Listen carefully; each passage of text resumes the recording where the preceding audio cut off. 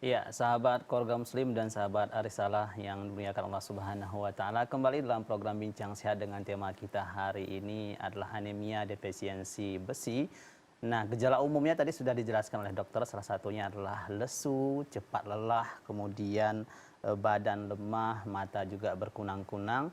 Dan untuk dari fisik ini bisa kita lihat gejalanya tadi yaitu dengan adanya kuku seperti perahu Sendok, seperti itu ya, dok sendok, ya, ya. nah, seperti sendok. Nah kemudian juga ini katanya juga bisa dok dengan lidahnya mengkilap Ya, seperti itu dok ya, atau di sudut-sudut apa namanya mulut mulutnya, anak-anak ya, itu sering terlihat terluka ya, seperti itu dok ya, itu termasuk daripada gejala defisiensi besi dok ya. ya.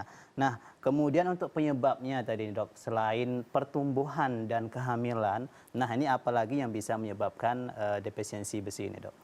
Ya, jadi defisiensi besi itu bisa karena dia tadi kebutuhannya meningkat Iya. ya, ataupun bisa juga karena penyerapan yang terganggu.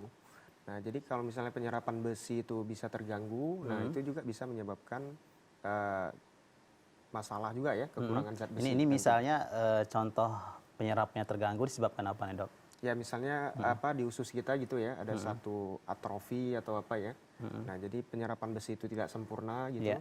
Nah, itu juga bisa membuat kebutuhan besi pastinya berkurang ya pada tubuh kita dan bisa menyebabkan Oke. anemia. Nah, misalnya ada gejala atau penyakit lain di tubuh Ya. seperti infeksi, seperti kanker dan sebagainya, ini apakah bisa juga, Dok, sebagai faktornya? Ya, jadi kalau misalnya Mhm, penyakit kronis ya, mhm, itu juga bisa menyebabkan ya, salah satunya itu defisiensi besi. Jadi mhm. dengan penyakit Oke. kronis yang lama ya, Mhm. seperti mungkin orang yang tuberkulosis ya Iya. atau kanker ya, nah itu juga bisa menyebabkan defisiensi besi tadi. Oke, berarti kalau penyebabnya karena penyakit-penyakit kronis seperti itu, berarti harus disembuhkan itu dulu, dok Benar ya. sekali. Nah, kalau misalnya seperti ibu hamil atau masa pertumbuhan, berarti ketika selesai melahirkan ini mungkin bisa sembuh sendiri Benar. seperti itu, dok ya. Kalau masa pertumbuhan, misalnya ini dari usia 0 sampai misalnya 23 tahun kalau untuk laki-laki, dok ya. Ya. Kalau perempuan sampai 18 tahun, dok ya, masa pertumbuhannya. Ini mungkin selesai masa pertumbuhan ini mungkin gejala ini akan bisa hilang Ya. sendiri, dok ya. Nah kemudian kalau untuk faktor nutrisi ada nggak, dok? Ya, jadi kalau berbicara tentang Hmm, nutrisi ya, hmm, eh, di pembentukan eritrosit itu iya, sebenarnya butuh apa pematangan ya dengan nutrisi yang baik ya. hmm, Termasuk tadi kita bilang seperti asam folat dan iya, vitamin B12. hmm, Jadi kalau misalnya kita kekurangan gizi, pastinya nanti proses pembentukan eritrosit itu ya atau sel darah merah itu juga bisa terganggu. Dan itu juga bisa oke, menyebabkan anemia ya. hmm, Anemia kekurangan tadi seperti asam folat atau hmm. eh, vitamin B12 itu namanya anemia megaloblastik istilahnya. Oke, nah kira-kira yang harus dianjurkan nih, dok, untuk dikonsumsi, Ya. nah apalagi untuk anak-anak yang masa pertumbuhan agar tidak selalu sering mengalami yang namanya defisiensi besi ini apa nih, dok? Ya, pemirsa sahabat Salam TV dimanapun Anda berada, jadi tentunya zat gizi tadi ya sangat penting ya Hmm, dalam supaya kita tidak terkena anemia. Nah, salah satu yang paling banyak zat besi itu pada apa daging ya. Nah, pada oke. konsumsi daging-daging ya Daging segar, merah apa daging putih nih, dok? daging merah. Daging merah. Nah, itu banyak mengandung zat besi di situ ya. Oke. Kemudian juga sayur-sayuran ya. Mhm. Nah, ini juga makanya kita harus biasakan ya makan Oke, sayur-sayuran juga ya. Nah, betul. ini banyak zat besi di dalamnya. Nah, itu dia. Oke. Mungkin ini, Dok, ya, sering kita mendengar kalau, ibu-ibu di rumah sering menganjurkan makan sayuran, nanti mudah sakit. Nah, ini apakah betul nih, Dok? Kalau kurang makan sayuran, anak itu ya mudah sakit, seperti itu? Ya, jadi Heeh. kalau dibilang mudah sakit ya benar lah ya. Mhm, Karena sayuran itu bukan hanya sebagai tadi untuk gizi ya, mhm. tapi juga nanti proses pencernaan itu juga akan terbantu dengan sendirinya ya. Oke. Seperti misalnya nanti apa namanya proses buang air besar kita menjadi lancar gitu ya. Mhm. Tidak ada apa namanya masalah ketika apa namanya buang air besar tadi ya. Mhm. Kemudian ya vitamin ya zat besi dan sebagainya itu banyak terkandung dalam sayuran Oke, tadi. nah berarti syukur sekali, dok ya, kalau ada anak-anak ini untuk orang tua sahabat keluarga muslim yang suka makan sayur, berarti jangan dilarang, dok Ya ya. benar. Ini ada anaknya mungkin terlalu lahap makan sayuran juga dilarang seperti itu. Ini anaknya lahap sekali, padahal itu cukup bagus dok Ya, ya. nggak boleh dikasih ya makan makanan jajanan di luar. Jajanan di luar, wah ini betul sekali dok ya. Ini yang sahabat kaum muslim perlu perhatikan untuk menjaga anak-anak di rumah, jangan biarkan terlalu bebas jajan di jalanan Benar. dok ya. Nah mungkin solusinya lebih baik dibuatkan di rumah dok ya. Benar sekali. Oke, tapi kalau dibuatkan pun di rumah tetap menggunakan pengawet yang banyak, cita perasa yang banyak, ini bahaya juga tentunya dok ya. Ya, pastinya kalau Oke. banyak pengawet ya berbahaya ya. Oke. Nah, kemudian ya dok, bagi anak yang sulit untuk makan sayuran, bukan anak aja sih, bukan anak saja. Kalau orang Indonesia ini banyak sekali yang tidak suka dengan sayuran. Apa ada solusi lain nih dok? Ya, ini problema satu ya bangsa kita ya, iya. bangsa yang apa namanya kaya dengan sayur-sayuran ya, Betul. tapi apa namanya Tidak suka makan tidak sayuran. suka ya, maka suka yang western ya, agak Betul. makanan dari luar ya, Betul. makanan cepat saji gitu ya. Nah, jadi ini PR bersama sebenarnya. Jadi caranya gimana? Ya kita galakkanlah balik ya. Artinya satu rumah itu ya, di mana orang tua itu bisa mencontohkan pada anaknya ya. Iya. Ataupun apa ketika menu makanan itu ada, pastikan di situ pasti terdapat sayuran ya. Sayuran. Dan dikonsumsi ya sama-sama rame-rame. Oke. Nah, kalau buah-buahan juga ada pengaruhnya nggak dok untuk defisiensi? Apa salah satunya dianjurkan untuk tidak terkena yang nama defisiensi besi ini? Ya, buah-buahan ada ya beberapa ya, tapi dia lebih banyak tadi ke Bisa daging sama sayuran sayuran sama. ya. Oke. Nah, sahabat Gamsi mungkin salah satu seperti dokter sampaikan tadi adalah orang tua dulu yang memberikan contoh Ya, dok benar. ya, yang membiasakan makan sayuran. Nah, setiap ada makan itu harus ada sayuran seperti itu benar. dok ya yang disajikan seperti itu. Nah, mungkin salah satu tambahannya pengolahannya dok ya. Nah, sering mungkin anak tidak suka kalau pengolahannya gitu-gitu saja dok ya. Ya. Mungkin bisa diinovasikan dengan pengolahan yang berbeda yang disukai oleh anak tapi tetap mendapatkan nutrisi yang baik dari sayuran tersebut dok ya. Nah selain itu dok apakah ada faktor lain ini misalnya seperti gaya hidup, seperti misalnya sering bergadang seperti itu, apakah ini juga bisa mempengaruhi defisiensi besi? Ya, umumnya tadi 3 tadi ya, karena meningkatnya zat besi ya, kebutuhan zat besi ya, Iya. seperti pada orang hamil, kemudian tadi apa namanya adanya malabsorpsi ya, Iya. penyerapan ya, kemudian kehilangan zat besi seperti tadi kita bilang apa namanya orang yang penyakit kronis ya.